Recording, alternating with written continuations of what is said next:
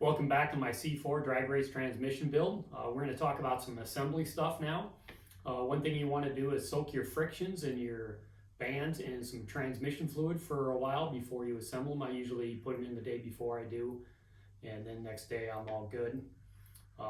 Clutch pack clearances. Forward clutch pack. The book calls for 25 to 50. I put it anywhere in there since it's a pack that's always on in every forward gear. Low reverse, the book says 50 to 71. I put it into the 70s because it'll be less friction turning against some steels or sitting still, depends on what gear it's in. Band adjustments. So the band adjustments, I torque down the band to 10 foot-pounds. Then I back off the intermediate band 1 3/4 of a turn. Then tighten the nut down on it. The low reverse, I do the exact same thing except for I back it out 3 turns is what the book says, but usually I do a little bit more. It gets a little bit farther away since that band is not used in any forward gears. It's only used in reverse. One thing I did on this transmission is I put all new bushings in it. When you put your bushings in, you want to make sure the other part that goes inside them fits free and is not tight. I had to hand fit a couple of mine that were tight, so check those when you're putting them together. The other thing is I did was Teflon seals in the pump. I had a hard time air checking these. They don't like to air check very well.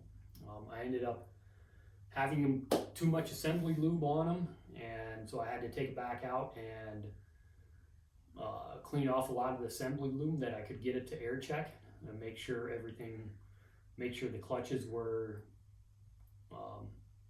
coming on, and I'll show you that here in a little bit.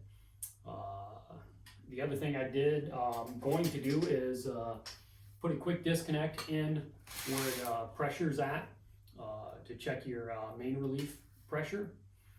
I have to get a fitting still for that. The other thing is also, since I don't use a vacuum modulator, I just I take out all the parts for it and I put a little soft plug in there. It's a 9/16 soft plug. Okay, we're gonna do some air checks here. I'm just gonna be applying some air to some holes here. The high reverse clutch, hopefully you'll be able to hear the thud when I apply air to it. There you can hear the thud. Also a little bit of an air leak because there's no hydraulic pressure behind the Teflon seal rings. Here is the forward clutch. Same thing. The next one we'll do the low reverse servo. You'll be able to see this move here.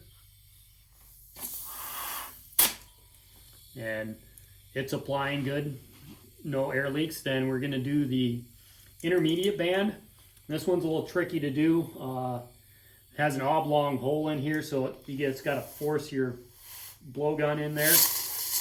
And you can see this band applying. And I didn't hear any air leaks on that one, so it's all good. Here's a diagram of the passages I just used to do the air checks. Okay, let's talk about a couple more parts that I have put on this thing. I use a aftermarket bell housing.